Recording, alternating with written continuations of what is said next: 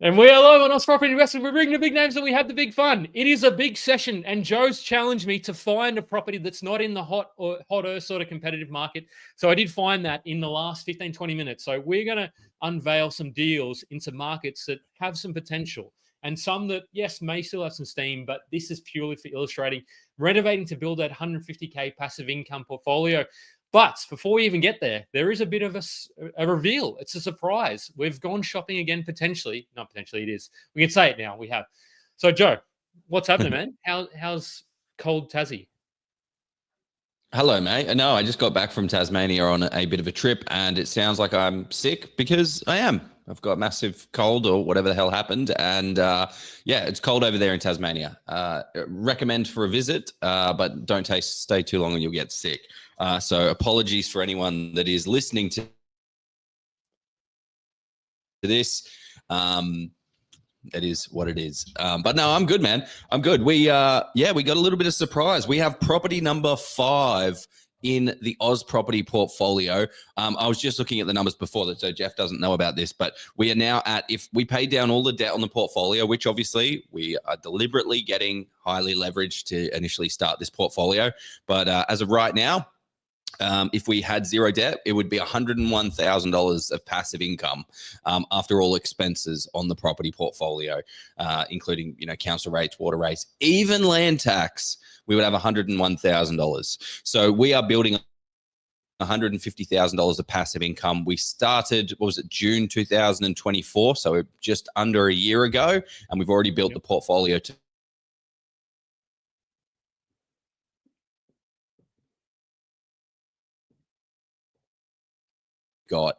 which is a full-scale renovation.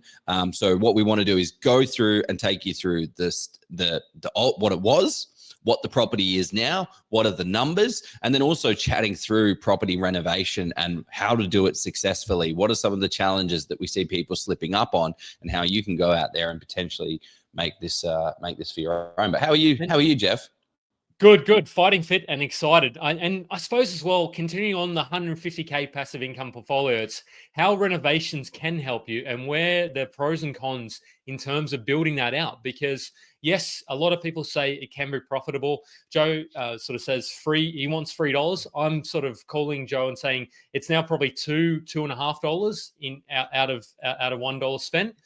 But I think there's that opportunity there to accelerate the portfolio. And we'll sort of talk to some of those tactics from the financing piece as well, like where you can come unstuck. So you have to sort of stay tuned because, and at the back end of this, there's going to be some floor plans that don't quite work for the conversion. We'll talk about the types of renovation as well. So absolutely. I don't know how I said, Joe, let's keep this to an hour, around 15, just for Joe's voice. But I think, it may be struggling with that. But if this may be a little bit visual, so jump on the YouTube. But if you're listening on the podcast, we'll describe it to you as well. So heaps of value on that. So Joe, before the intro, I was trimming your intro today, and I hope you've been reading your notes on this one. I prepare it for you every time. But you are an accomplished property investor with 15 years of sales, research, and negotiation, and it really does show as well. He's even able to negotiate the cold as well. So Joe's the MacGyver of the property industry. Active property investor with your multi-million-dollar property individual portfolio. Oz Property is now saying it's 4.5. You said something like that. With a passion for that real estate, you helped create and co-found Oz Property Investors, now the largest online Facebook forum. And of course, Property Principles, over $100 million, maybe it's $150 million now, doing that. And from that, created the blueprints with us for Level Up Property. Joe, I think that was good, mate. Nice one. Mate, that was a cracking intro. Thank you. Those of you that don't know Jef Miles,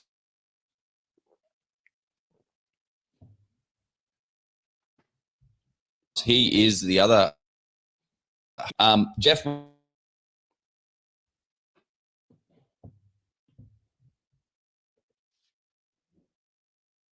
brings a lot of and compliance for some of the big 4 banks as well. So from a numbers and data perspective,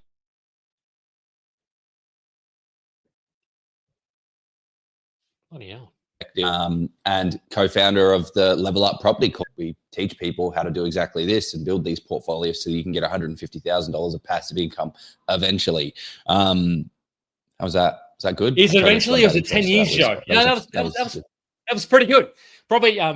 So, Joe, on that note, let's talk to what and where do we buy? Like, tell us all about, spill the beans so that we kind of know about, and yeah, tell us about this deal, because there is a fifth property we purchased. So for those tuned in, we'll reveal the rough location. I'll reveal as much as Joe wants to. He's going to be guiding the location, but also what it is. I'm excited about it though. Let's go, Joe.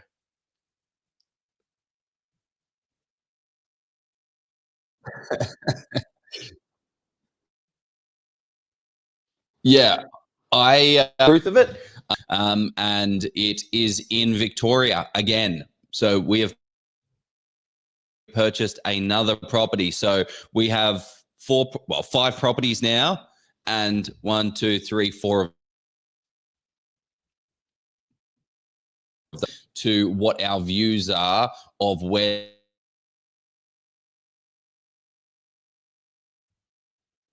the long period of time. You would have known markets that have absolutely killed it, and then now, and it's not just talking to Victoria, it's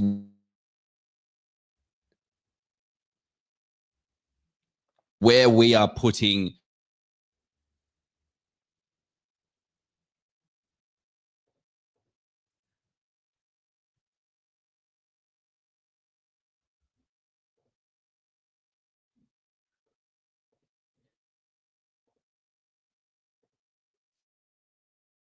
individual trusts, structured in a way that works for an accountant. So this is not financial advice. This is not even going to be the best bet for what you need to do. It's the Oz property portfolio and what we're doing. This here is property number 4. Maybe I need to start labeling these things. Sorry, property number 5. But property number 2 that we purchased was a Townsville subdivision. So we paid $435,000 for that property just in June 2024. It's now revalued at $530,000. Now, with this subdivision deal, we are literally in the process of dealing with council to subdivide off this lot. I can't talk to too much of it. So we're in the process of doing it, so I haven't really got too much to update you with, except council are happy with the division. They said it's a straightforward shot. Great, let's do it. But once we do that subdivision, we would have hit our $150,000 passive income, debt-free cash flow of $150,000 once we do that subdivision. So I'm excited for that day. That means we will have 6 acquisitions. Well, we'll have 5 acquisitions and then converted this one into a cash cow to give us $150,000 in passive income. I just want to step in there because you said debt free. It's not going to be debt free, Joe. I'd love to say it won't be 150K debt free, but no. Yes. So then we need to pay down the debt. So yeah, that's then the next challenge. So property number 1, 2, 3, 4, and then we bought a block of units that was $1,015,000. That's now valued at $1.2 million. To be honest, what we'll actually end up doing is probably either running the strata subdivision and making about $500,000 off this development. But right now we've got about $185,000 of value from that. So far from June, so in under 12 months, we've purchased 5 properties. We've got about $450,000 worth of value, which is $167,000 worth of usable equity at about a 70% LVR, loan to value ratio. So this development deal again is in Victoria. I need to do a proper, we've got the proper write-up here for the 3-into-4 conversion, which is the renovation deal that we're talking about. I'll have to build out one of these later on. This session was not actually about that deal just yet. So I need to prepare it a little bit more, make it flashy. But essentially what it is we've paid fair market value for a normal 4-bed, 1-bath in this area. And we have a fully subdividable lot. that has the ability to put a subdivide split, put another house on it. Or we can sell off the land, or we can sell off the front house, or we can sell off the back house, or we can sell off both, and do whatever we want to do. So awesome little deal there. Awesome little deal. That's What are right. your thoughts?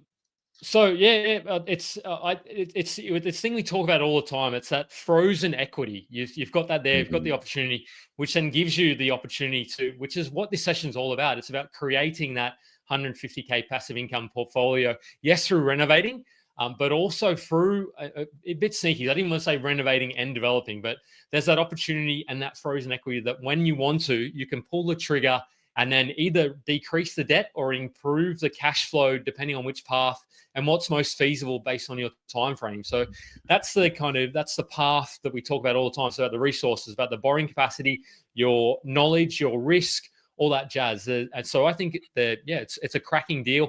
The one elephant in the room, and I did mention this to you a couple of minutes before we started live, it was, yes, the land tax. Like, you're killing it with land tax and the negative, which is creating that. So what are we eventually going to diversify into other states, or is it just doubling down and being okay with having that land tax situation? Like, because everybody's singing that, probably. Yeah, it's a fair enough statement, right? Land tax is a big one. The challenge that we have when you go out and buy multiple properties, like Victoria right now, their minimum threshold for coming into land tax is $50,000.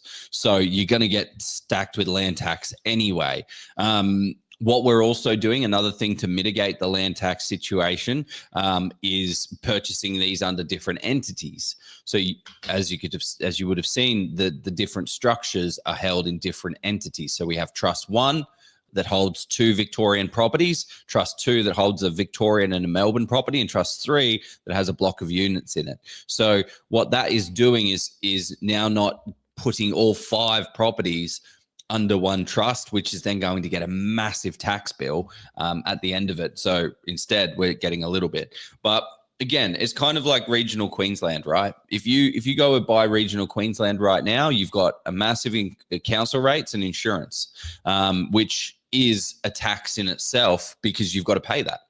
I think I'm having some internet issues. I think I need to restart my computer and jump back in. No, I think you're actually fine, Joe. Originally it was me, but wait, is it you? No, maybe it is, because I was Joe's internet's bad. Okay, no, wait. Okay. Joe, your connection is pretty bad. I don't know. So what are we going to talk? What are we going to talk about? What are we diving into now? So first up, Joe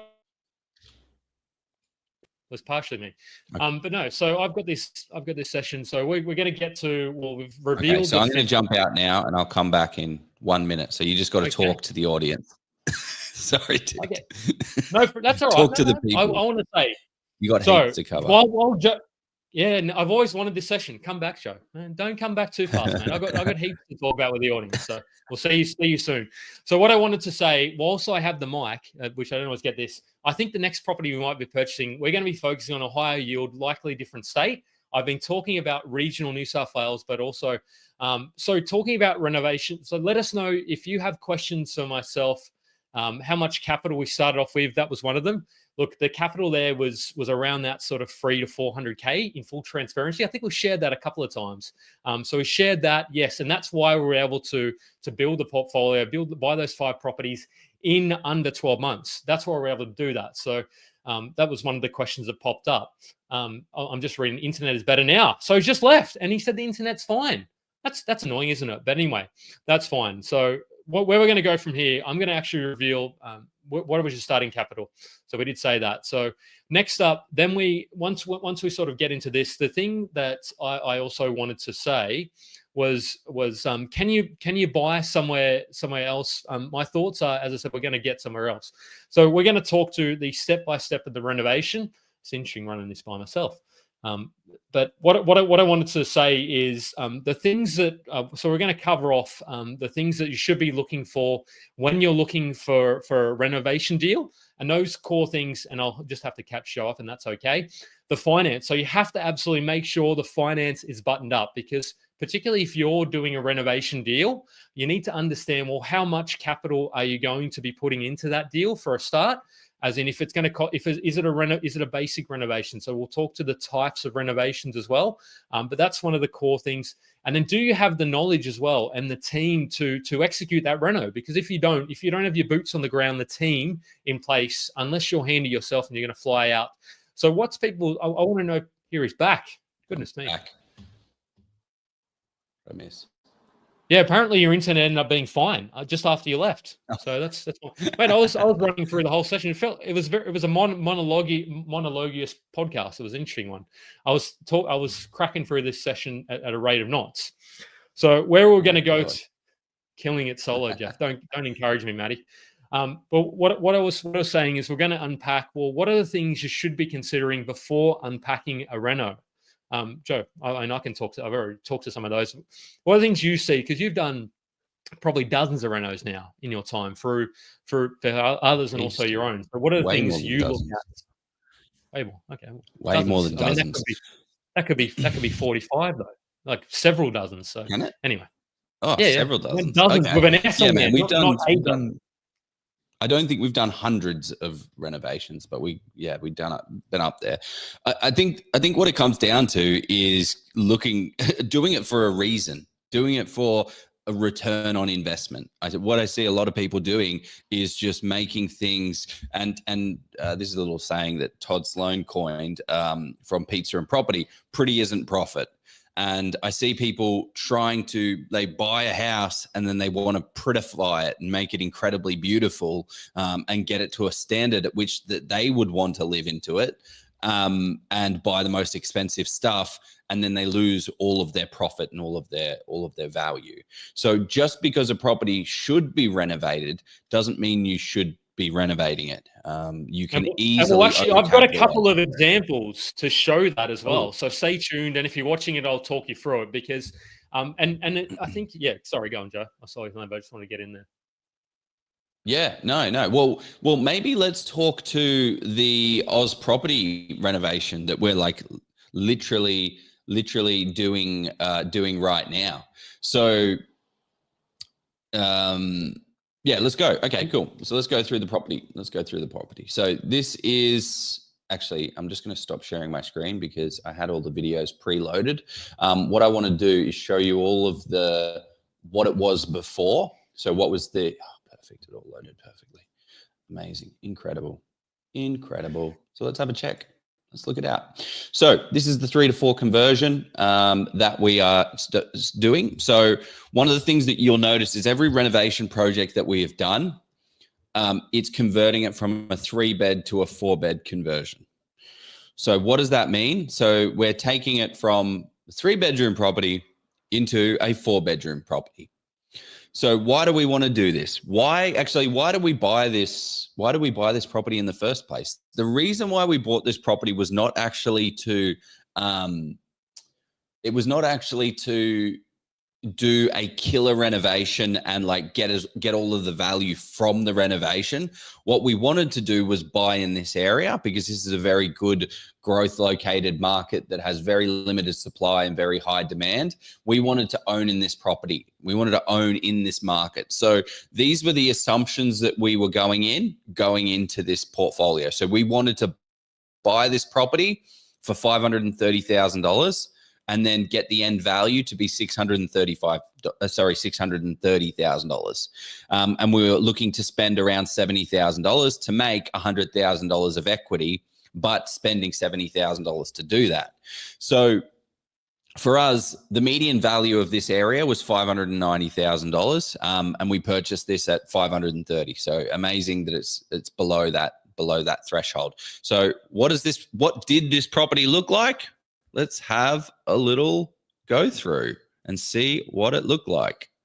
And one of the things that you'll notice is that it's still just like, it looks not that bad. Like this is not a knockdown rebuild type of property. So it's not a here we gut go. reno, so to speak. It's not a gut reno for sure.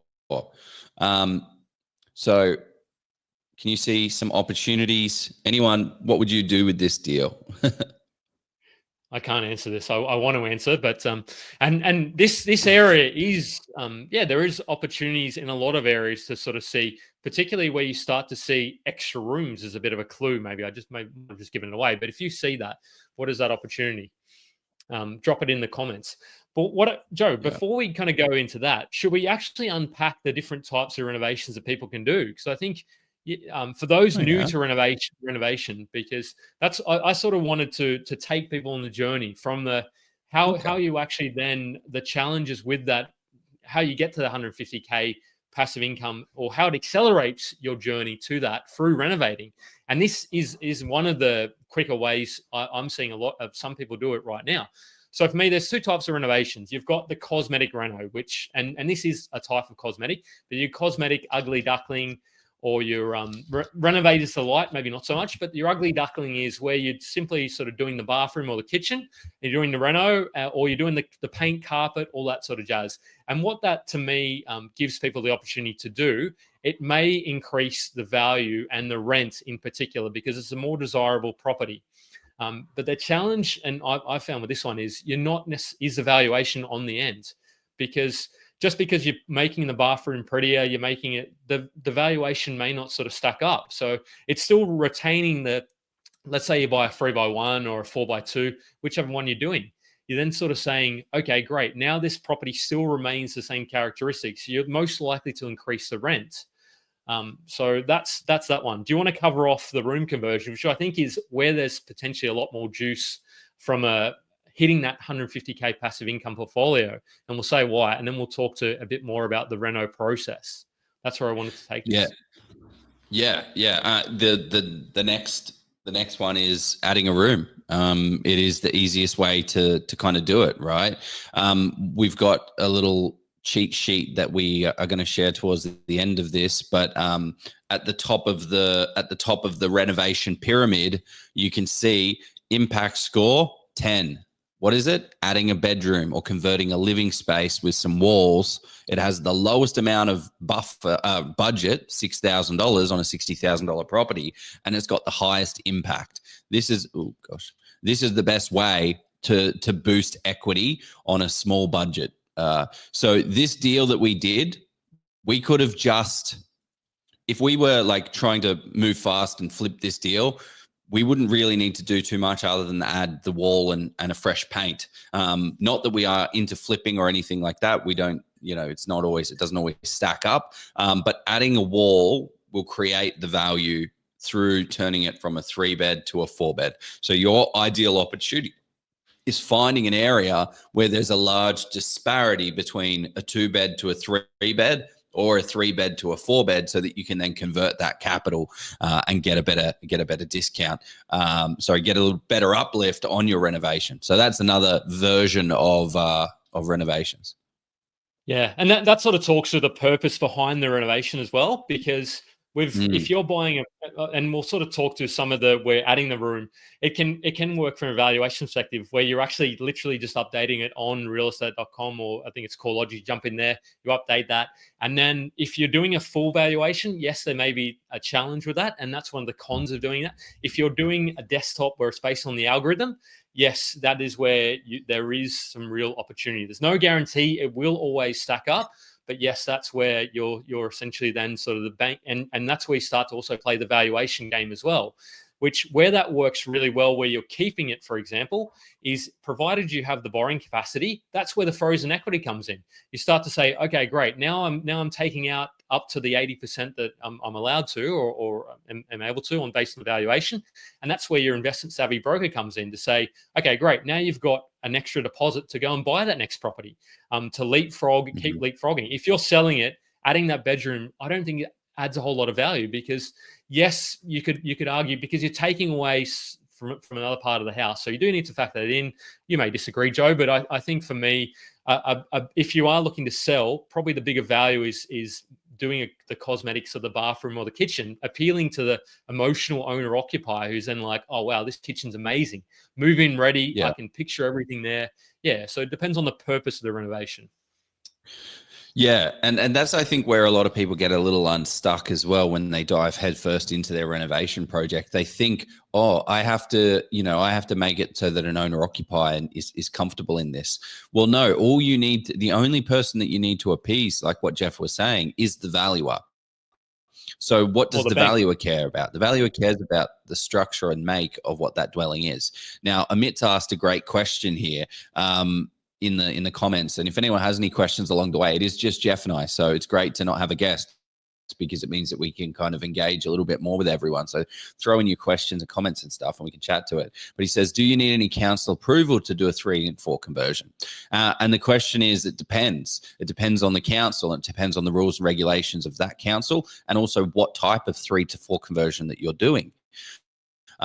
We're going to talk a lot about 3 to 4 conversions, I guess, in this podcast, because it's the quickest way to make the most amount of, like, it's the cheapest and the best way to make a lot of money very fast. We've got some examples here. Like, here's another example, right? This property here.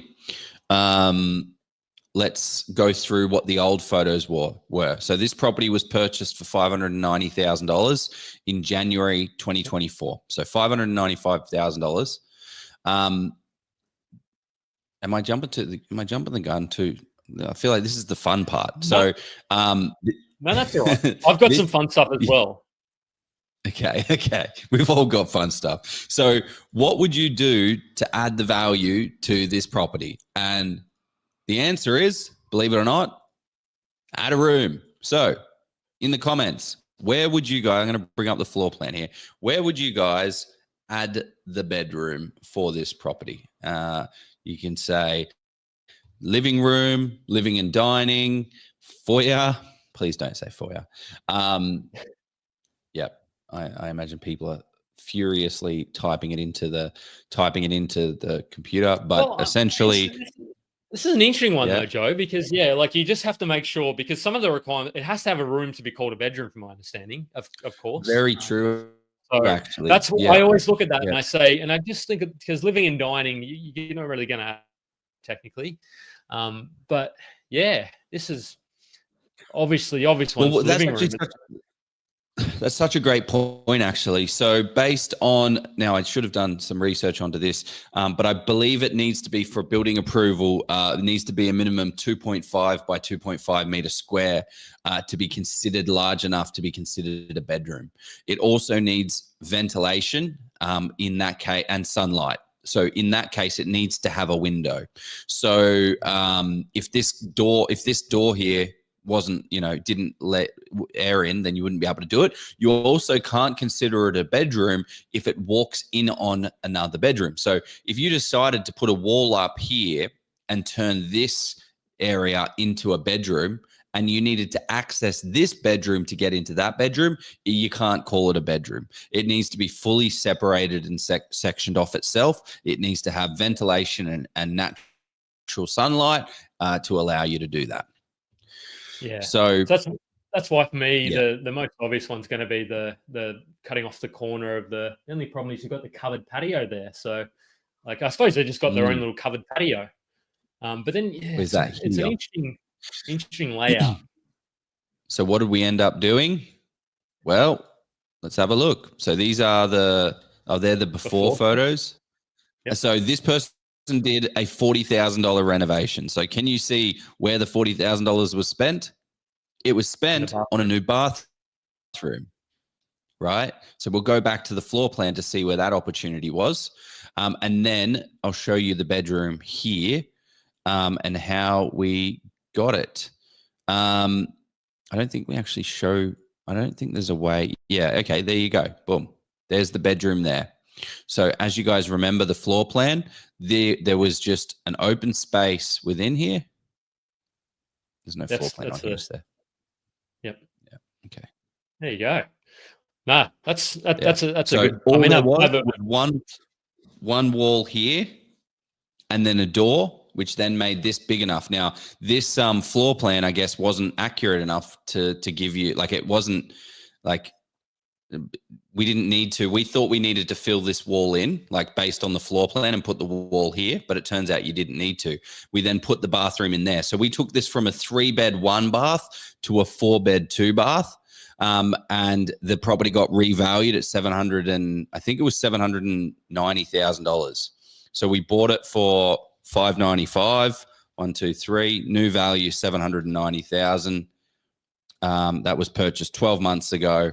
That is $195,000 worth of equity, or a 32% growth rate, which is compounded at 2.73% monthly growth rate by spending about $40,000 on it. That's some of that bananas. Some of that would have been market driven growth, just to say, definitely, just to call it. Definitely. But this market didn't have 30%. It didn't have 25% capital growth.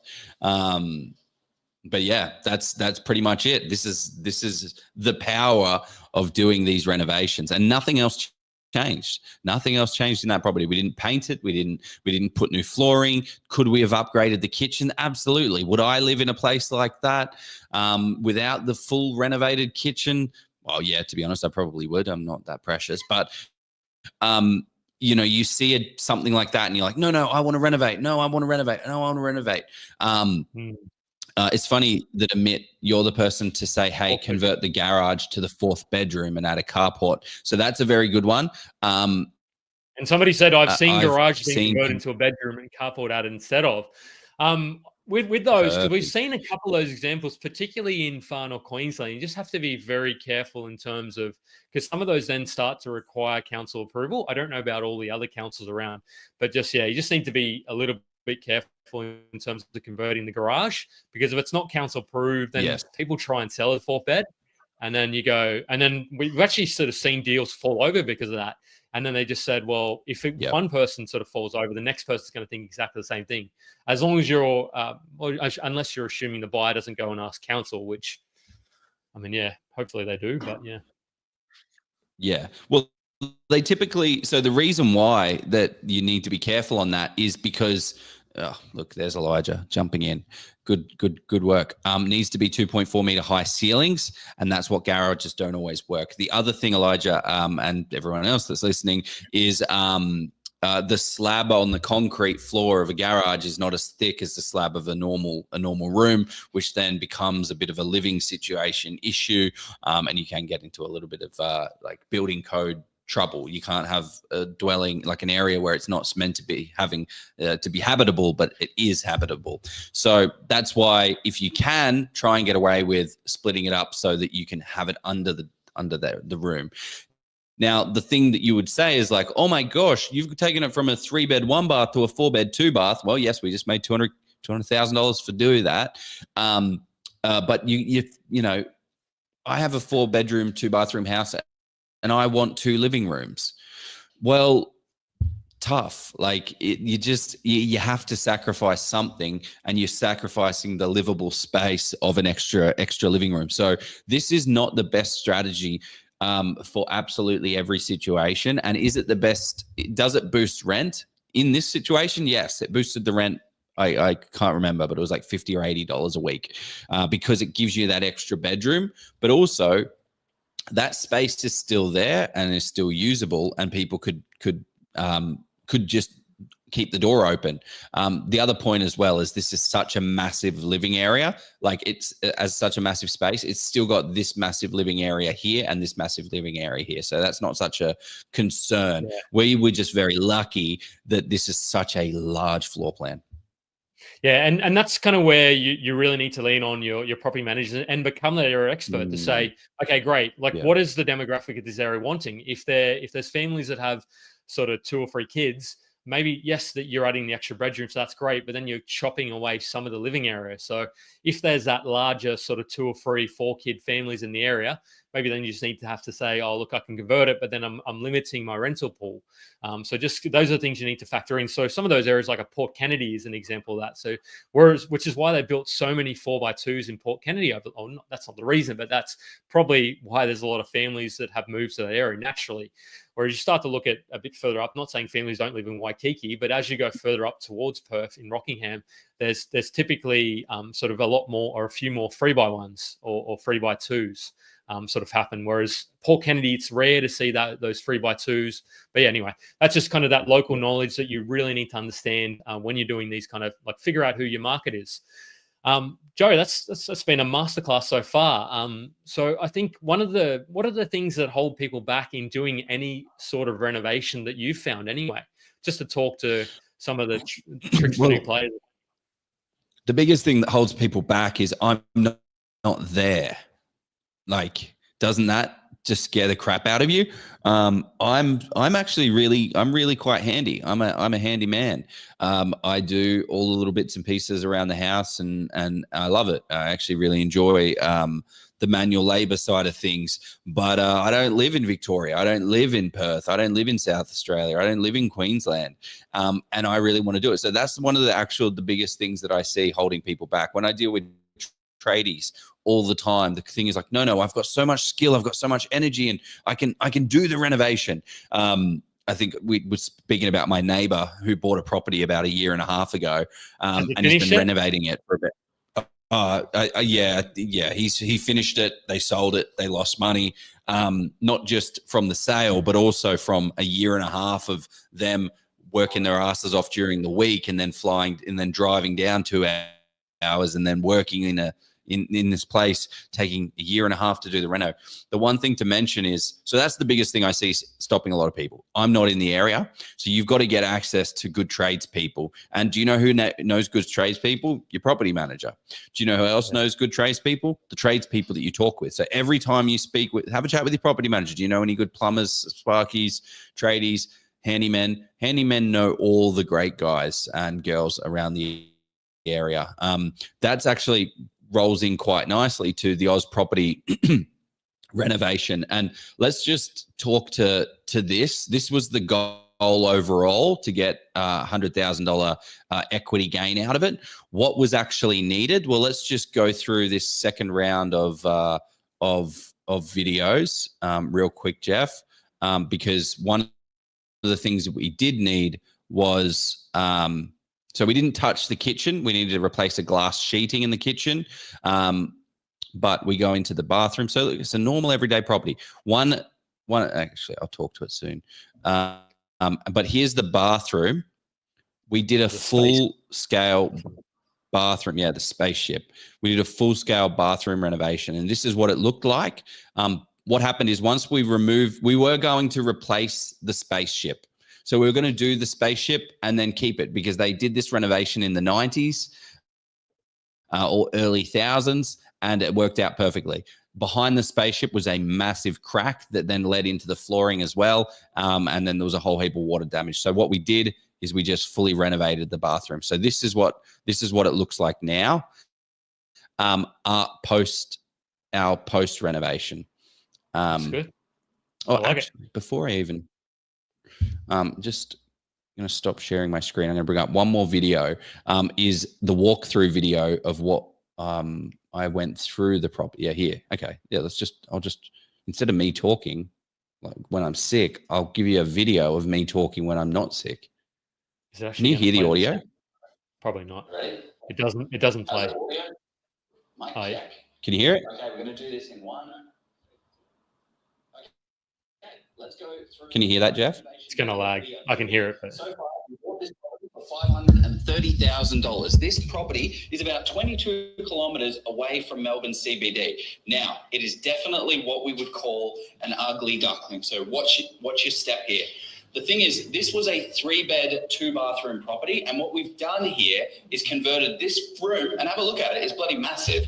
We changed this into a 4-bed, 2-bath property. So right now, was a 3-bed, is now a 4-bed, 2-bath property. coming around here, you'll be able to see all of the renovation work that we're doing. We've got a nice little ensuite in here. If you want to check that sucker out, you can go down there.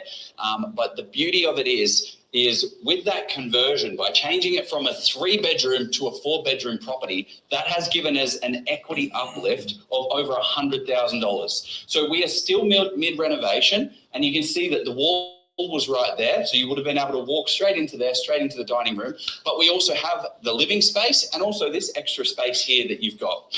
So the way it works value-wise, we're spending about $70,000 to $80,000 on this renovation, and we need to completely rip everything out in the bathroom. So it's definitely not cheap, but by doing this, we've already got the property revalued based on the quotes being completed and all of the work done, and it's been revalued at $645,000. So we've put $1 in, and it's given us $1.65 back.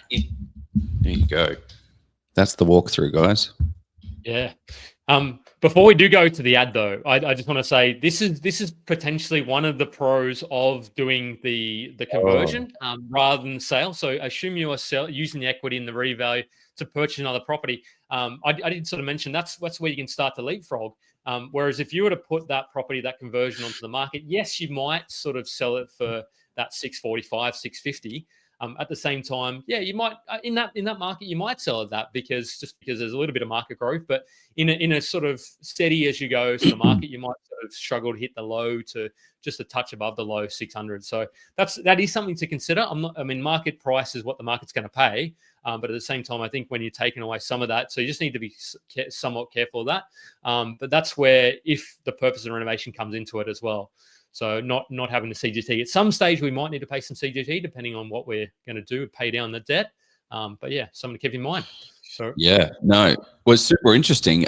Just up the road, like literally, I don't know, about 9 doors away, a 4-bed, 2-bath property sold in May for $720,000. We paid $530,000 for this property. But I want to dive in. How much does it cost to add the bedroom on average? About $5,000 to $6,000. I like that. No way, 10. 10 is okay. Add about $4,000 buffer. Five to $6,000 will do Conservative Charlie over here. You can do it cheap.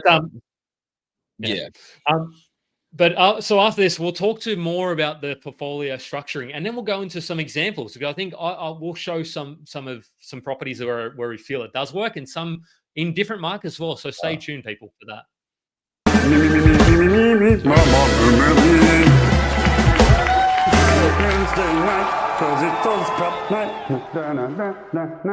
Oh, Jeff, I wish there was 3 investing books that covered everything property.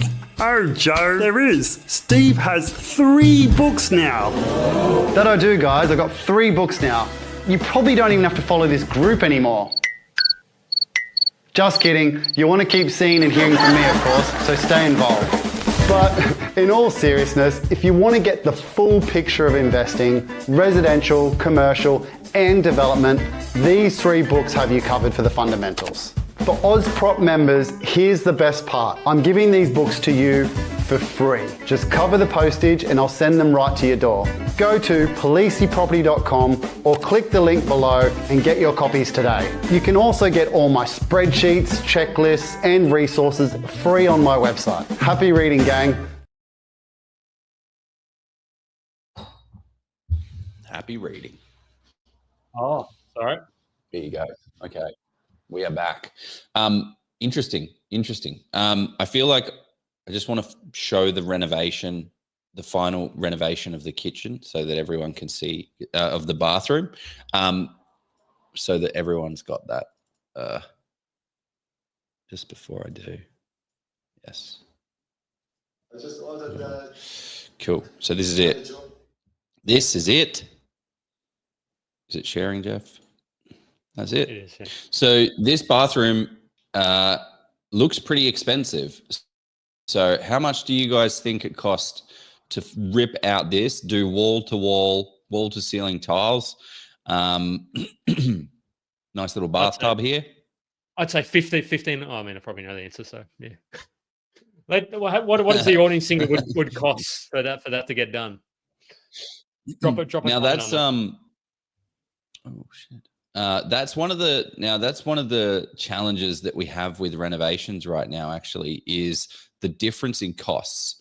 So speaking of difference of costs, these were the renovation quotes that we were given for this exact property to do all of this work that we needed to do. So what was needed? Now, before we talk about the quotes, actually, what was needed on this property? The biggest one was restumping. So we went through the property and we felt that it was a little, like, we got our inspector through, we thought it was a little uneven. So we then did a pest and building. The pest and building man said, yeah, there's something going on with the stumping. So before the pest and building was complete, before the pest and building clause expires, which was 14 days, we then at the same time organized a stumper to go out there. And Mr. Stumper said, yeah, mate, it's done. You need to replace these things. You need to replace all the stumps, which is what we did, but that cost $16,000. So the problem with these type of things, stumping, cleaning the gutter, well, not gutter cleaning, but replacing gutters, like, what are the things that don't add any new screen door? So that was $8,000 to replace the screen door. Actually, no, 4,000. Sorry, so I don't want to exaggerate. But we needed these type of things. But what you want to do when you're looking at a renovation project, you want to look at the stuff that's going to actually add value to the property. So we are making this property a long-term hold. We didn't need to fully re-stump the place. We could have just fixed a few of the broken stumps. But as we're holding it long-term, we just thought, hey, we'll get it done. But yes, $16,000 for that. So that didn't add any. So the goal is to add more in perceived value than actual cost. So more in perceived value than actual cost. And that just essentially means don't spend more than what it's going to make it look. Add more value. What else did it need? Paint throughout, ceiling repair. So what does that mean? This. Yeah, this is the bathroom getting taken out. This is the ceiling getting redone. All of this needed to get renovated. We had to take it all out. We also, for the keen-eyed viewer, we had the fire heater in the bedroom. That you can't have you can't have it like a stove, a fire heater in the bedroom. So we removed that, which then meant that we needed to cut some ceiling out to then repatch it, but it just so happened that ceiling was screwed as well.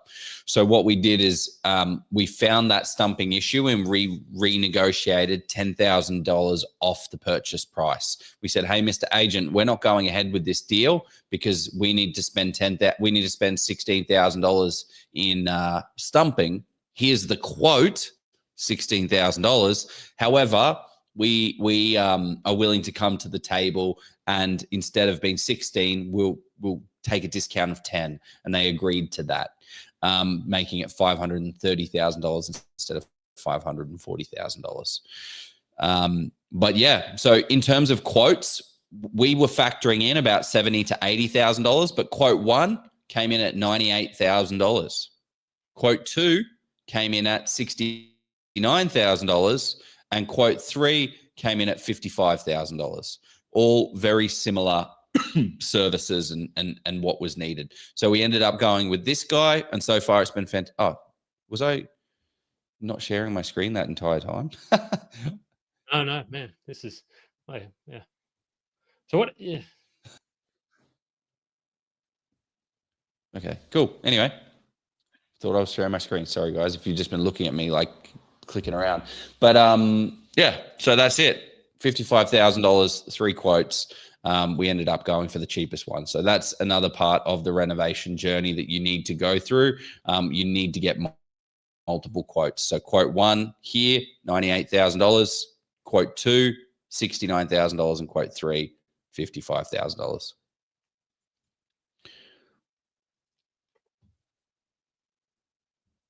Yeah, cool.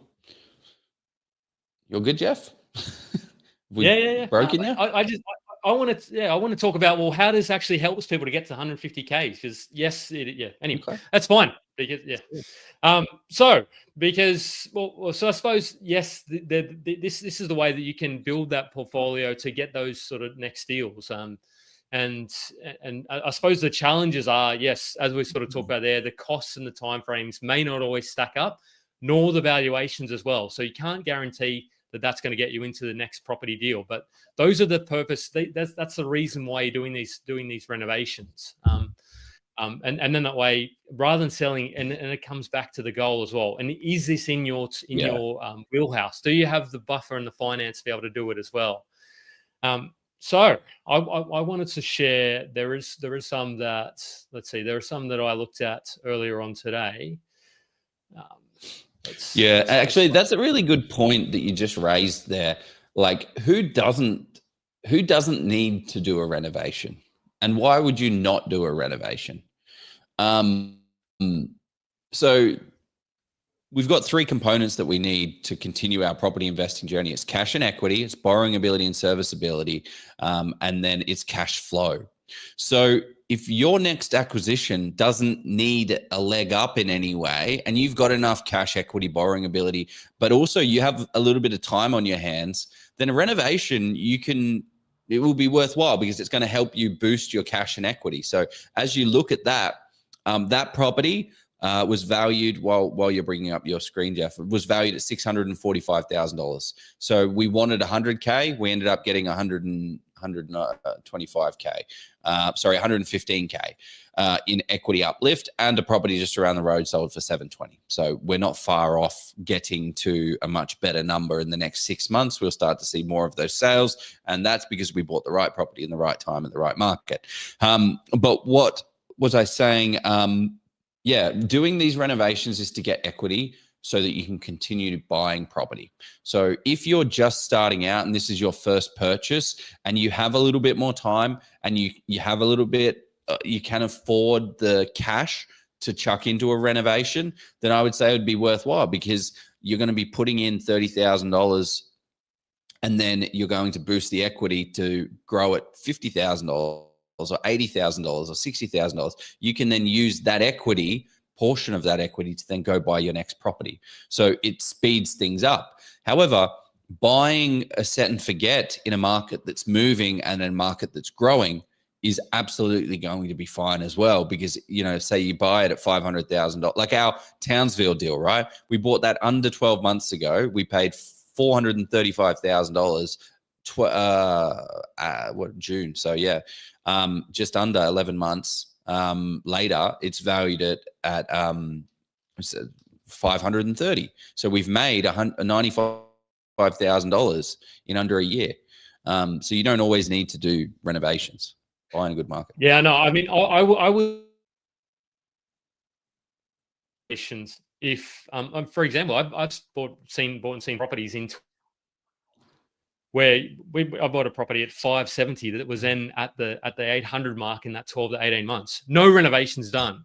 Eventually, we did do some renos on it, but that was not so. Yes, that was a crazy COVID market, but at the same time, I see people trying to force deals in areas that they shouldn't be buying in.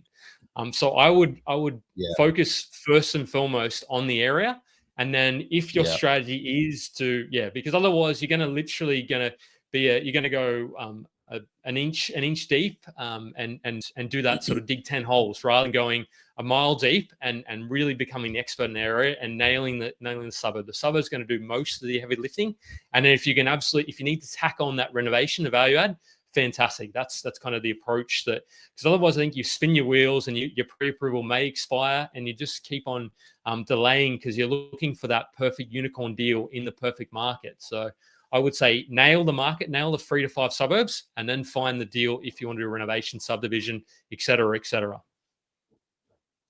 Yeah, spot on. I think that somebody asked, did this renovation increase the rent substantially? I think it was about $40 or $50. So maybe was it 40, 50? Roughly? Yeah, I think, the rent that it was originally on, actually, this is a really good point. We bought this property. Yeah, I think it was 430, which is super duper low. And the agent was like, hey, we'll sell you the property with the tenants in place. And then I'm like, great, well, we need to see the rental ledger. And you always should ask to see the rental ledger anyway, especially in Victoria. They constantly stopped paying their bills. So they didn't pay their rent on time and they were constantly late. So we're like, hell no, we don't want to take this property on with this tenant. We need the property at vacant possession. So the rent was $430. I think we'll get about $520 a week in rent on it now. If it was like nice, like if it was what it was but cleaned up a little bit, you could probably get like $470 for it if it was a 3-bed 2-bath. But yeah, doing this renovation has cleaned it up, made it fresh, made it new. So we'll get about $520 a week in rent on that. There we go. Should we, before we share some examples where live deals, live examples, so stay tuned, should we throw to our second sponsor and then come back and jump into some Q&A? We're already almost at an hour, Joe, so let's do it. I'm going to get a cup of tea as well. Everywhere you look, someone else is making money in property except for you. Your mate, he just bought a house. It's already gone up $100,000. There's some bloke on Facebook. He's bragging about pulling in a 7% rental yield. Meanwhile, you're stuck scrolling real estate and domain, confused as hell and having no idea about where to start. Or maybe you're that mate that's got $100,000 in equity. You have a few properties under your belt, but you feel stuck. You're unsure about how to scale without over leveraging and not knowing what the next right move is. So why does it feel like everyone else has some kind of secret that you're missing out on? It's because they do. There's a reason some people keep stacking properties while others sit on the sidelines stacking excuses. There's a reason why some investors buy under market value while others pay too much. There's a reason why investors know the hot spots before there's any heat. And there's a reason that some people build $150,000 in passive income while others just spend years thinking about it. And it comes down to knowledge. And that's exactly why Jef Miles and I, Joe Tucker, created the Level Up Property course to hand you the exact step-by-step process that we've used to buy over $100 million worth of property in today's market. We've built Australia's largest property investment community with over 80,000 members, and we help everyday investors secure hundreds of thousands of dollars in equity, all without wasting years of their life trying to figure it out the hard way. Making an uneducated decision on the biggest purchase in your life is just gambling with your future. Stop it. Get some help. And this isn't just another how to buy property course. Let's be clear though, this course isn't free. What? And neither should it be. This is our life's work. We've spent over 100 hours each on this course alone. Oh, babe. Okay, video number 3. Number 4 with million does... Done. We've got decades of experience, millions of dollars in deals distilled into a repeatable process that you can take away for yourself. If you're looking for free advice, there's plenty of noise out there. You can go and find that if you'd like. But if you want real,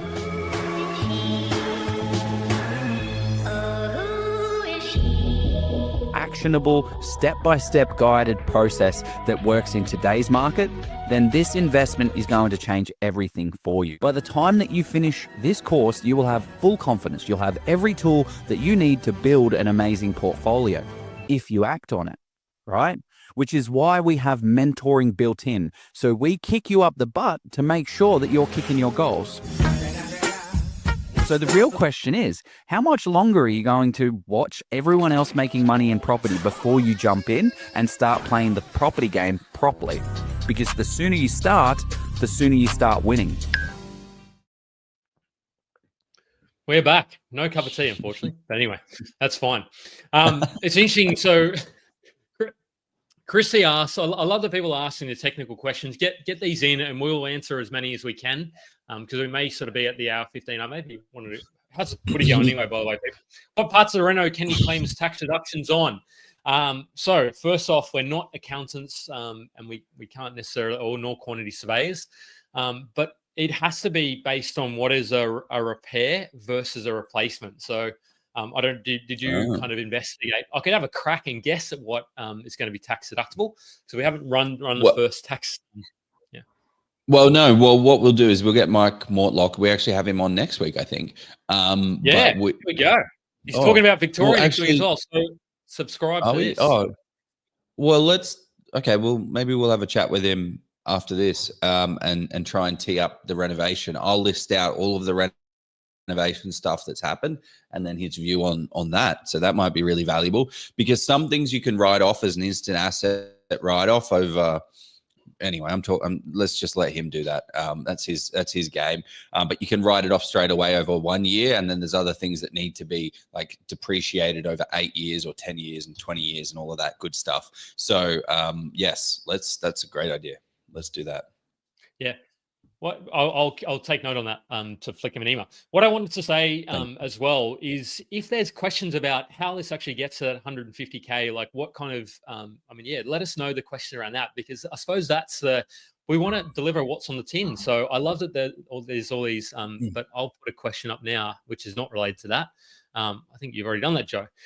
Somebody said, I would probably contract the one builder to renovate the whole lot rather than have separate trades. Probably not, because I don't know. It's very rare to have a plumber that's a good Sparky, for example. Like, unless you can, I suppose, get an overall project managing company.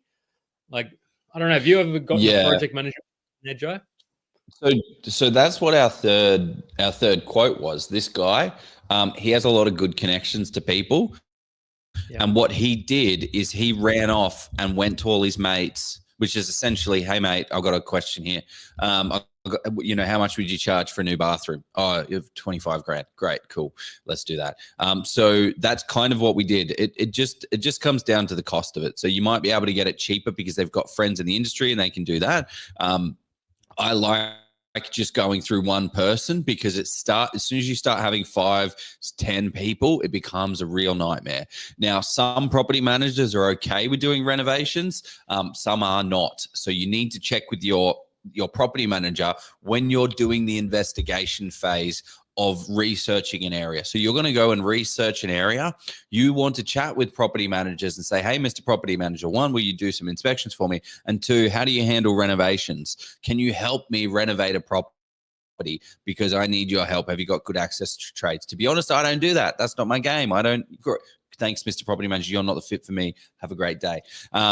And some agents will be like, mate, I love renovations. It's the thing that really gets me jazzed up. I'm happy to help on any reno projects that you've got. Great. You're my guy. You're my gal. Essentially the answer is that it depends. So some situations, this situation, we've got one guy doing everything except for the electrical. And then we're paying another electrical bill for downlights with full switch upgrades and whatever else. Hope that answers the question. Definitely does. So there's a whole bunch of technical questions. So keep throwing them through, because we will get to. As long as Joy's voice holds out. But let's throw to. I've picked a couple of examples. I know there's. I don't want to. So what's the maximum time? There you go. I've already added that one.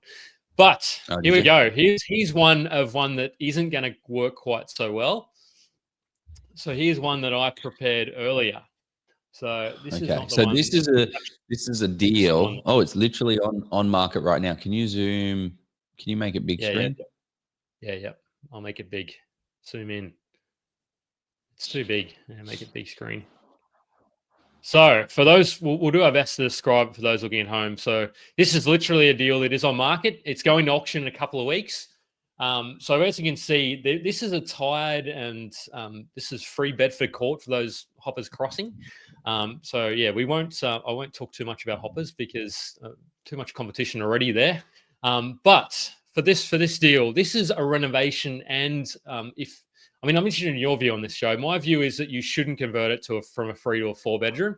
So those playing along at home, let us know your thoughts. I think it doesn't work functionally, and this is an image that I put up. So. And I haven't. Okay. So far we've just seen the front. So we've got image 1. Show us the goods. Oh, okay. So I just want to say, because the reason why I want to show you this, there's opportunity. It's going to need carpet paint. Kitchen is ugly. This is where some people may convert this. I personally wouldn't convert it. But I'll show you the floor plan anyway. So the floor plan to describe for those at home, and we'll zoom in on that. So that's the part that's got the timber panels, the family room. The reason why I wouldn't convert that to it, that's the only, unless somebody else sees an opportunity. Dining and lounge, there's not enough space there to add a. I don't think you should. This is an example where some people may try and convert it. I personally would definitely not convert this one. So the question I have is So this is an auction campaign, right? So they've got it on there for 610 to 650 or 580 something? 620. 580 580 620. 620. So they're aiming for that 620 to 630, 40 mark, right? Keep going through the photos, Jeff. Let's go through it properly. I mean, So you're it's going a to need 3-bed, 1 bath. Yeah, you're going to need to spend some real money on there to and get it. Is this room out the back approved as well? That's the other. I mean, it's probably not. It's probably, but which I mean is not not necessarily a major concern. That would be a concern for me. I would want it to make sure that this is approved because it is an addition. That's fiber. Somebody could ask you to tear that down. Yeah. And the risk is if you're tearing that down, that's costing you 10 to 15, 20,000, whatever it is. And you just, so. But I just wanted to point this out because I'm sure some people would try and convert that into a 4th bedroom. And I think that would be a grave mistake. And because this is what the 4th bedroom you try, it's straight flush off the back of the kitchen. So to get into a bedroom, I can't see any way you could make this work. But I just thought I'd throw it out there and just say, look, be really careful when you're trying to. The numbers don't stack though. And also one thing, this paneling stuff is really, really annoying because you have to fully replace. Esther, we had her on, and her husband. Remember, that was all over on the even on the ceiling as well. Right. He literally was spending time doing which was he was able to do that cheaply, but this is not going to be cheap to do this. But the other reason this is a renovation. I mean, the price doesn't stack, and the reno there's a lot of work that you need. Carpets, the carpets are going to be a couple of grand, and then you've got to paint, which is going to be 12 grand. 20 to 25. Why would you not just buy? Yeah, why would you not just buy a set and forget in this area at 620? I don't know how they're getting. They probably won't get 620. Well, or they might. It's going crazy at the moment down there. Yeah. But that's where I would say if somebody was offering me this at 500, 520, if they were really desperate to sell, I'd probably snap it up. So it's a bit cheeky. So that's where I'd see value. No, I know. But necessarily going to work is it's then you're exiting out the property. Yes, you can go through there as well, but it just then you have to go out there to get out to the pergola, one of the ways. So it just isn't really all that functional. This is not a deal. This is not a great deal for renovation. It's no deal. Sorry. I deliberately pointed this out. Pointing to one that does work, which this is far too much for Rockingham, full transparency. So I'm assuming you've done your numbers and you know that this is going to stack up. This is, because this is closer to the marina and all that. Closer. This is a highly sort of sought after pocket of Rockingham. But anyway, let's have a look at where you see if this could work. People watching at home. So we've got. Okay. So you're taking this on as a renovation project. Well, one, the price is ridiculous.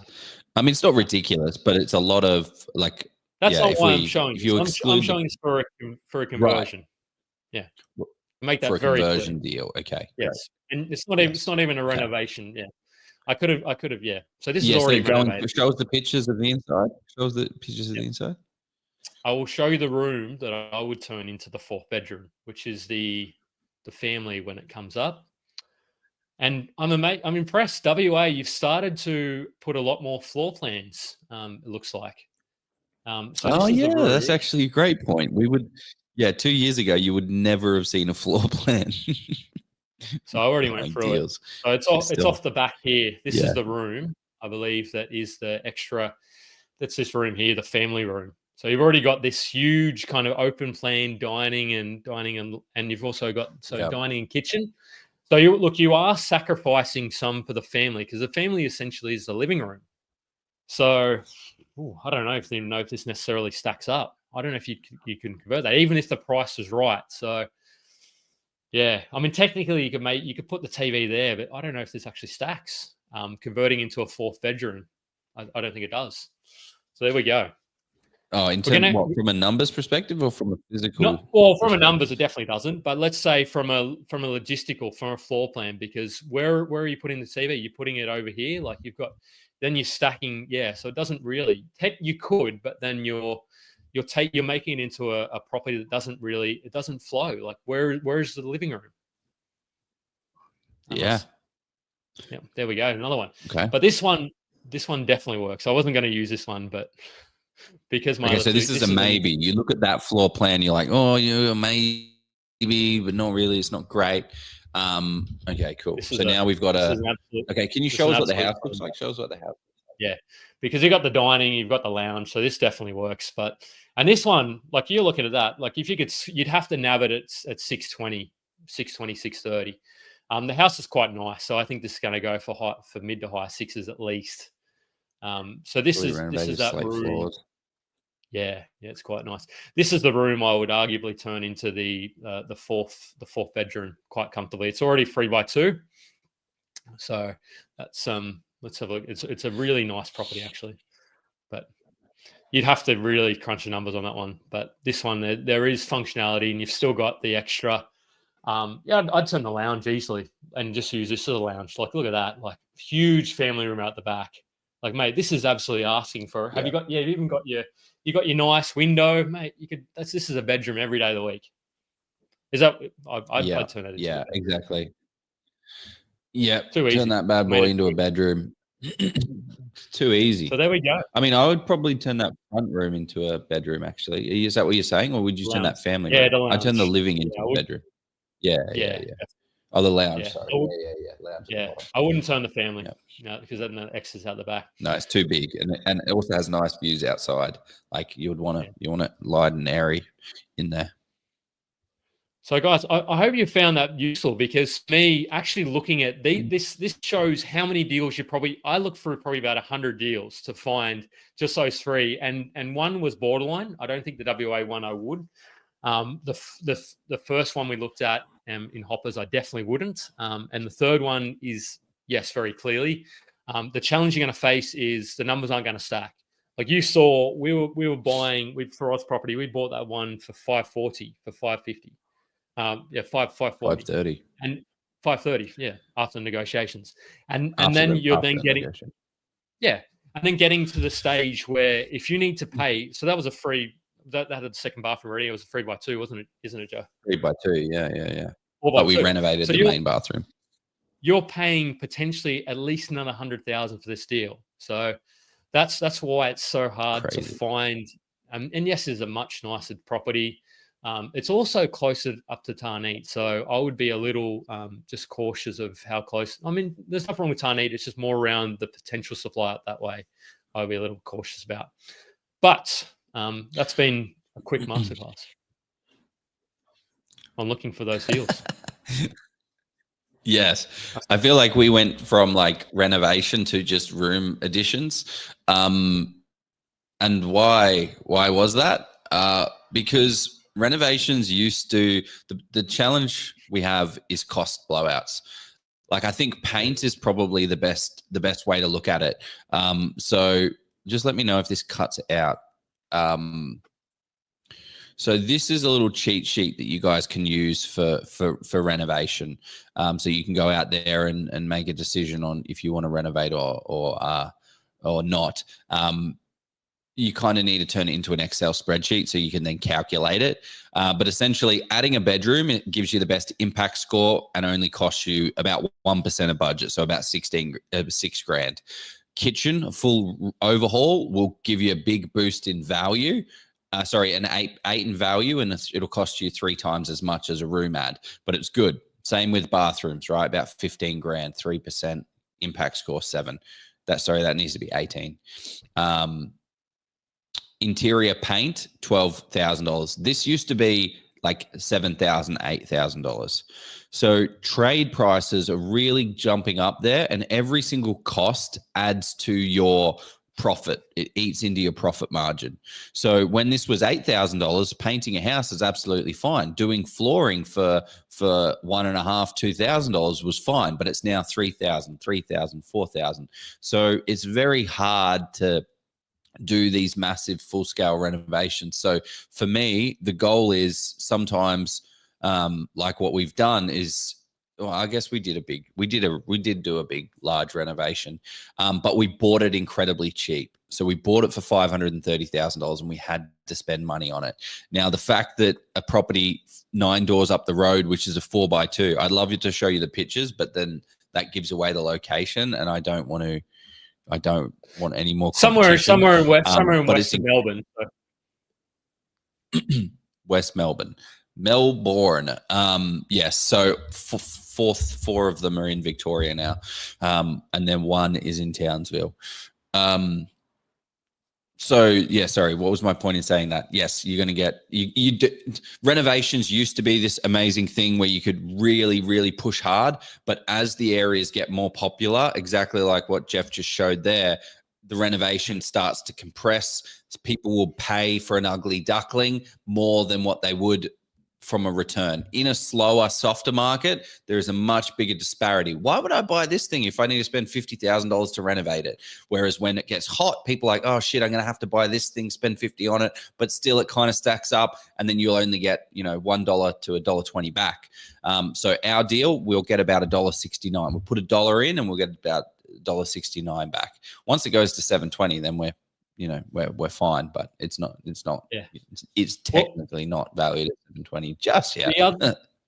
The other challenge is, particularly if you need to get, if for whatever reason there needs to be a full evaluation that's sort of done on it. And the difference is, so just to talk through this, a desktop valuation is literally where it's punching numbers into the computer and it bases it off the median to that particular asset type and area. So 4x2.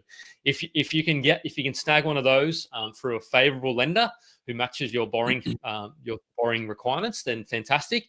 It's where you start to go into what they call either a curbside. Curbside's probably okay, where they literally just do some numbers from their car. The challenge will be where you go for a full valuation, where they literally inspect the property and they say, hang on a minute, that property down the road, yes, it's a 4x2.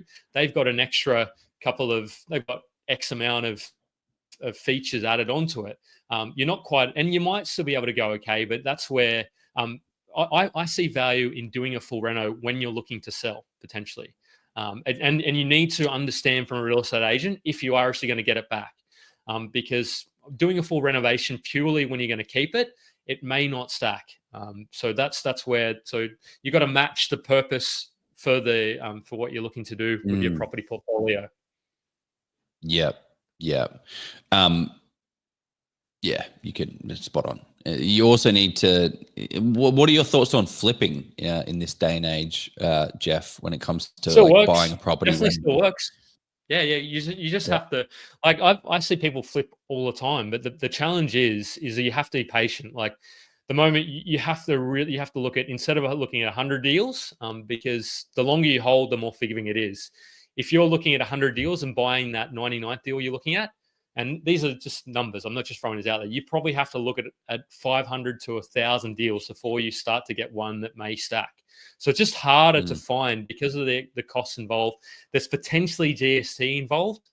There's potentially how you're funding that as well. So if you can fund it via a lender and a broker's happy to take that on, you're going to have to probably pay them brokerage. Or you could do it once with them and you're going to burn that relationship. So because if you're selling it, so you just need to be a lot more calculating today to do a flip. It can still work, but you just have to be really calculating and really disciplined with that buy price. If you don't buy well, you'll be lucky to make any money after you paid taxes as well. Okay, well let's jump to questions and comments. Anyone that has any questions, throw them in. We're going to wrap up pretty soon. There's a great question that's come up here. Juicy one. Would you be able to build to $150,000 in passive income if you had a high capital but low serviceability? Talking $60,000 with 2 kids low, but virtually $1 million in cash to buy anything, or is it too hard to do? What do you reckon, Jeff? So from my broking experience, it's an understanding now trust. You'd have to understand what other debt was around. If you had, because even with where there's more creative lending, you still need to be able to show some serviceability for that initial trust purchase. And that's kind of what if with this type of scenario, there's a couple of ways you could go about it, I suppose. You could go down, if you didn't have too much, and this is not specifically a situation, not financial advice, speak to your broker, accountant, all that jazz. But if you did, let's assume you had no other debt. I'd say you probably could. You just have to be really disciplined in terms of, not disciplined, but you'd have to probably play in the 4 to 500K asset range. And I think you'd struggle doing this in Melbourne, for example, where the yields are a bit lower and the purchase prices. So you'd have to do it playing at that 4 to 500K, which if you bought in the trust scenario to preserve that borrowing capacity, yeah, you could do it. And then you'd have to stump up that 20% plus deposit. And then you just continue to buy in the trusts. But just mindful that you need to have buffers in place. That if anything, I wouldn't be going out and spending that $1 million. I would probably keep, I'm very conservative, so I'd keep a couple $100,000 just as a buffer to make sure that, depending on what your lifestyle and expenses are. So possible, yes, but you just need to figure out what time frame as well. Like, the easiest way to do this would be, go and not go and get a job, but go and get an income that maybe is but 60K is a decent income. But that 80 to 90 starts to make that a lot more achievable as well. Yeah. So and achievable is like another thing is like partner as well. When you partner up with people, it does open up a lot of borrowing capacity as well. So many exciting things you can do. Yeah. Like, even just doing the math on, if you buy a $1 million asset that's returning a 6% yield, that's $60,000 a year.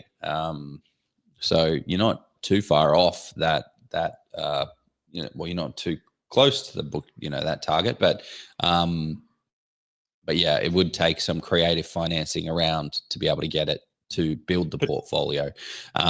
And then the other thing that I would be looking into as well is exploring. If this was me and I had $1 million cash, I would be looking into the development space as well so you're going to go down keep compounding that nest egg, because you could then buy a subdivision site for $650,000 and then split it and subdivide it, have your negative cash flow getting eaten away. So have, $100,000 for the negative cash flow buffer, and then, sell it, make 100, 200 grand, 300 grand, and then just keep flipping and cycling it that way. The world essentially is your oyster, I suppose. Yeah. Because you could then go down the path of you wouldn't necessarily even need to have the you could go a private sort of lending scenario, and you could just become a full-time potential developer. That if you mastered that development space with that sort of capital, yes, you could be able to sort of be buying properties at that sort of $800 to $900 to $1 million with your 40%. And yes, there's risk in that as well. So I just wanted to point that out. Yeah. That's not a bad way of thinking about it. A bit more creative, or even commercial, which does not having built-in walking wardrobes in a bedroom change value of the house? Not really. You might get a little bit more rent for it. I as an investor, maybe an emotional owner occupier might pay a touch more. It's kind of important. It's like the example of Jeremy last week with the new roof. You're not paying more for the new roof if there's a new roof compared to a comparable asset. But if it doesn't have it, like wardrobes are almost vital, or some sort of space to put clothes. I think for anybody with a family, like I suppose you could put a chest of drawers, but walk-in wardrobes are very handy. Would I pay more for them? Probably not really, no. Built-in robes, right? Not like, yeah. I would say it's more of a function of, oh, great, you're going to get someone that's at $500 a week, or you're going to get someone that doesn't really like maybe a lesser quality tenant that's willing to accept not having walking robes. So yeah, it does become a balance of that. If you're just holding it, if you're like, oh my gosh, I need to spend $10,000 to have robes, say, hey, don't spend so much money. Just do like a little cheap one where they're on the wall. That's worthwhile. That's worthwhile doing when it doesn't cost that much. This is said a bit tongue in cheek. Boys, footy's on. Stop talking to yourselves. Well, yeah, you said it with a bit of a kiss there as well. But George, we've got like 70 people watching. But no, what is the score, George? Let me know, man. I'm not googling it because Couldn't I'll care get too less distracted. about football. So I know you don't I'd care, but I much do. rather- Yeah, it's a state of So origin, the people man. Like, on yeah. the people, New South Wales, Queensland. are choosing not to talk about football.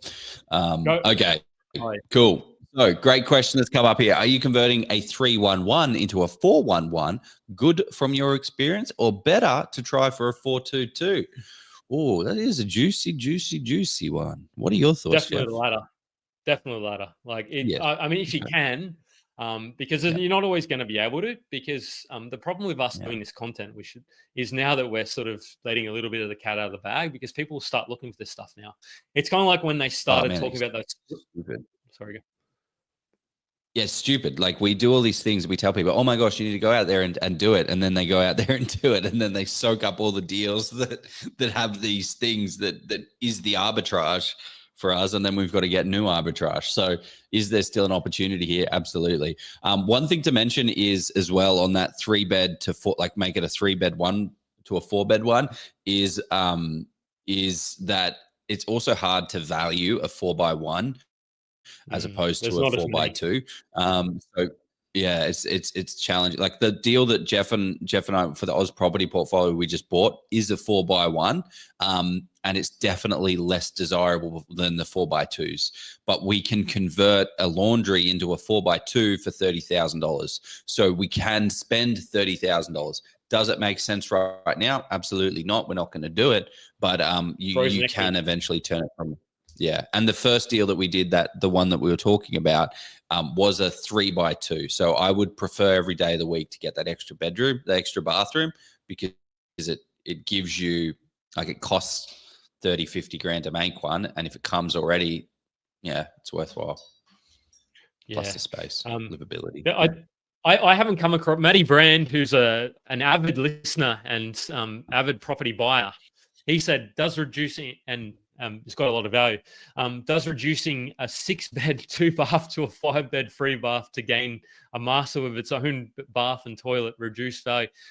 I think that's an asset that you're almost playing in too unique an asset, Matthew, unless you're kind of, to me, I wouldn't even know how you go about valuing that. You're running a bit of a gauntlet there in terms of what that ends up looking like, because and that's where looking at domain suburb profiles is going to tell you probably. We weren't going to talk about that, but I just talked about it. Yeah, I guess it just comes it's too much. It's too there's not enough of those products around. I imagine in that area. Is this, and this might be something he's built recently. It's funny, Matt. This is the funny thing actually. About 2 years ago, they didn't notice that he had a 3-bed, and it turns out it was a 4-bed. See, that was the beauty of WA back in the day. Got a really, you can find deals that don't have a floor plan, and then turns out they are actually a 4-bed property. So Matty Brand picked up a absolute killer property and converted it from a 3-bed to a 4-bed without spending any money whatsoever, because the agent was a silly bugger. So many questions. Yeah. People are loving. Are you factoring stamps into your quoted stamp duties? Cost? Buy cost? No. Yeah. Why are we not doing so that's that, on top. Jeff? So you're probably looking, I don't know, let's say we're about 25 to 30 grand for a 500, 600K asset, roughly in Victoria, approximately 25, 30. That's probably a bit overs. But yeah, around that sort of price for stamps. Yeah. So when we talk about the numbers, it's we're not selling it. So if we're flipping this deal, if we're buying it for 530, putting in 70, spending 30 in stamp duties, 2,000 for legal fees, then we've got a 1.8% agent fee, and then we've got legals again. There's no money in the deal. So this is why the flipping scenario doesn't make any sense, because you've got to factor in all of those costs. When we go ahead and buy the property, we buy it for 430, and then we have equity of $120,000. The bank doesn't care that we spent $30,000 on stamp duty, so we can then pull $100,000 out of equity. So for us, the question of should you sell and should you or keep, Well, selling gives you about 40,000, let's just say $40,000 worth of value, but in reality, you can withdraw $100,000 worth of equity. Well, the goal, what is the goal? Is the goal to pay down debt? Well, then yes, you should take your 40 grand, chuck out the debt, because you're done. Like you're done with the game. Just keep doing 40 of these do these 40 grand deals. How many of them? You do 10 of them, you've knocked off a $400,000 loan, and then you're debt free, right? And then you're living your best life. But if you're in the accumulation phase, then you need to take the equity and then re-leverage that and go again. That's where the strategy is so important. Yeah, no, I mean that's Yeah. where strategy is so important, and being clear on the ultimate wealth goal. Like, when do you want to get to that? If it's 15 years, like selling off, if you bought an absolute gun asset and you've got the equity there, typically, and as I said, just speak to your broker accountant, roll that likely into the next deal. So that way you can keep compounding, like keep growing the base. And then by the time you get to that stage in 10 years time, you're actually like, crap, my base now is probably likely doubled. So you've got a much bigger asset to then sell down to create the cash flow. This will probably be the last question, because I said, Joe, bloody hell, we always go longer than what I thought. Yeah. I can't bring that up. It's in which should we add, here we go, it's up now. In which case should we add a bedroom? Does it always add value? Answer to that is no. I mean, well, I suppose technically, yes, it would add value, but is it worth it is kind of what you need to be asking yourself. And then it comes down to, well, should you be buying the deal in the first place? Like, you need to, if you've already, you need to do that feasibility before you even buy the deal, based on what price you need to buy the deal for. Because if you're paying a 4-bedroom price for a 3-bedroom property, then you basically, there's no profit, there's no uplift there. So that's where it doesn't add value. That's where you shouldn't be doing the bedroom. You should just not probably be buying the property. Yeah, it's a great point. And actually, something we should have mentioned earlier on is that when you're doing these, these deals, like you want to be, when you're doing a renovation deal, you want to be kind of buying in, like the median value for the areas, in our example, is 590, and we're buying a property for 530. So that allows the market to pull our property up. So if you're in a 590 market and you're buying a 670 property, your property is dragging up the market. So, So your property is dragging up the market, and it's not being pulled up by it. So instead of you doing that, you should go after a deal that's on the lower scale, so that you get dragged up rather than pushing other people's properties higher and further up. So that's why you wouldn't want to, be doing that. Welcome back, Jeff.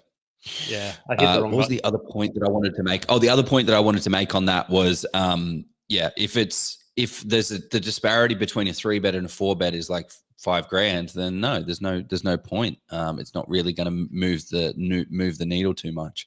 So if people don't value that in the area, and then tenant wise, tenants love, that extra living room. It's 100% worth it. You're going to lose money while doing this extra bedroom. Never ever heard a property manager say that, but every area is different, so it's worthwhile checking in. Yeah, this has been it's been a great session. What I want to say as we start to wrap up, guys, we're nearly at, I think we're getting close to almost 50 on Spotify now. It is starting to really ramp up. Yeah, since I've started. So thank you everyone for jumping on that. So if you've gotten value from how to build that your own 150K passive income portfolio through renovation, and if somebody else is going to add value to their life, send it on to somebody else, and make sure you leave that 5-star. We love those 5 stars. So jump on there and on Spotify or your favorite platform and jump on that, Joe. So before we close off, is there anything you wanted to finish off that we didn't cover off, Joe? Any last things? No, go out there and renovate. Go look for some 3 beds to 4 beds. It's a nice way to boost the rental income. It's a nice way to boost the value, and it's a quick and easy renovation to get you rocking and rolling. Please don't do it in any of the markets that I'm buying, so that I don't have to deal with that. But don't overpay as well. Don't be silly. Yeah, I think it's vitally important that if you're not sure, look, as much as I sort of say on the Facebook group, the Oz Property Investors Facebook group, like, you got to go and do your own research. Like, if you're really, really unsure, maybe drop it in the group and I can do one or two. I can't do heaps of them because they do take a little bit of time to take a look at. But yeah, drop them there and we can hopefully all learn from. Maybe don't do that because we're creating too much competition. Sorry, Joe, for everyone. But no, I love just abundance. There's so many deals out there for everybody. Maybe Joe doesn't think that, but I do. So let's make it happen. Yeah, so man, Joe, that. you do? Awesome. Love it, man. So for people who want more of Joe in their life, I don't know if you want to do this or not. If you just blink a couple of times, how can people get more Joe in their life? What's the best place to find Joe? It depends what you want. Depends what you want from Joe. If you want us to teach you how to do all of this, we have the levelupproperty.com.au, advanced property course to teach you how to find, negotiate, secure incredible deals while using data and not messing it up. And if you want me to do it, go to propertyprinciples.com.au and I buy the property for you instead of you doing it. And Jef, what about you? Go, you just message probably Jef level up. No, don't message me. I'm going to start getting back to people. Something is brewing. Something very soon. It's exciting for Oz Property and Jef. It's going to be exciting. Well, I'm excited. Cracking session. We got number 5 on Oz Property. We'll do a bit more of a deep dive on that at some point. So we're closing in on that $150,000 of passive income. Thank you very much for joining us tonight. Have a great evening, everyone. Thank you, Jef. Let's go renovate and build a $150K passive income portfolio. Let's go buy. Yeah.